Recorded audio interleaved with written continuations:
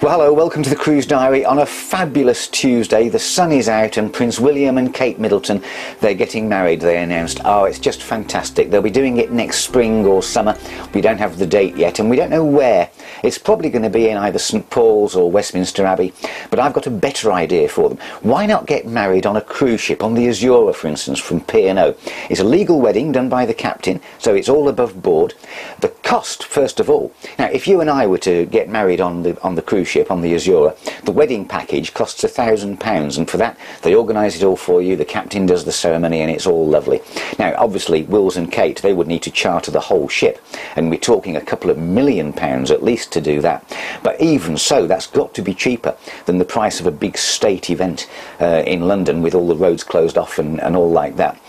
The St Paul's holds about 2,500 people. Well, the Allure can take 3,000, so there's more chance of you and I getting onto the guest list. Of course, the ceremony will be done beautifully by the captain in his #1 uniform and everything.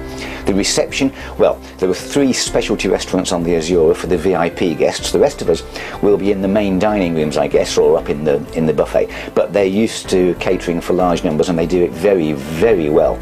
The honeymoon, well, they'll already be on their honeymoon because they'll be floating around the Caribbean. They could tie it in with a royal tour. They could call in at all the various islands. What a great honeymoon that would be. Of course, security-wise, well, there's no safer place to be than on a ship off at sea. I'm sure the Royal Navy would send an escort or something like that, but you don't need it because it's as safe as houses.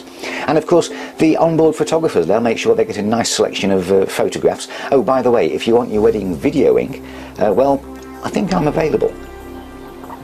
Anyway, congratulations to the royal couple. It's going to be a great event next year. One other thing though is there are going to be people who don't want to be anywhere near the royal wedding, in which case, as soon as the date is announced, I'd start looking around for the prices, because I bet you that the prices for ex-UK cruises are going to tumble, because most people are going to want to stay at home and watch it. So for those of you that don't, that'll be the time to get away from it all on a cruise. Except, of course, it's bound to be shown on the TVs and on the big screens, so there's no escape completely. But it's worth thinking about.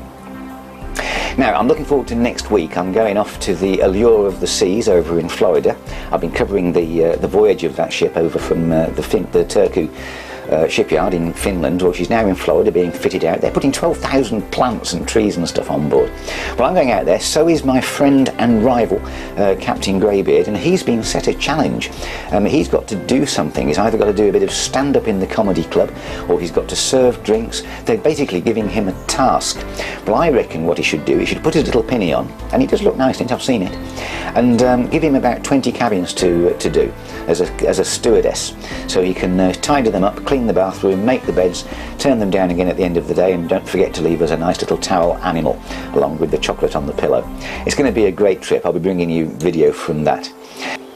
Now, I'll end with some news from Africa. The Saga Ruby, she's down there doing a 31-night cruise of the west coast of Africa, and their most recent port they called in was San Pedro in Ivory Coast. This port has never ever had a visit by a cruise ship.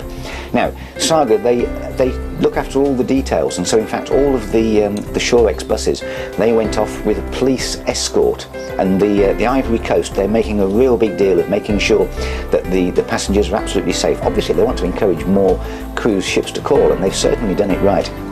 There has been a bit of crime on the other side of the Atlantic in St Kitts, and there was a tour bus from the Celebrity Mercury.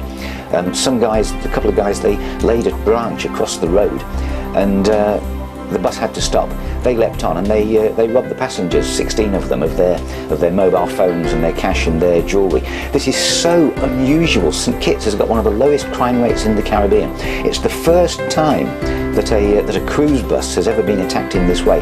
The government and the police are going bonkers about this. There's a manhunt basically sweeping the island, because the islanders themselves, they rely on the tourism. 500,000 cruise passengers go to St Kitts every year, and I just hope they catch these guys and restore confidence in the island, because it's a beautiful island.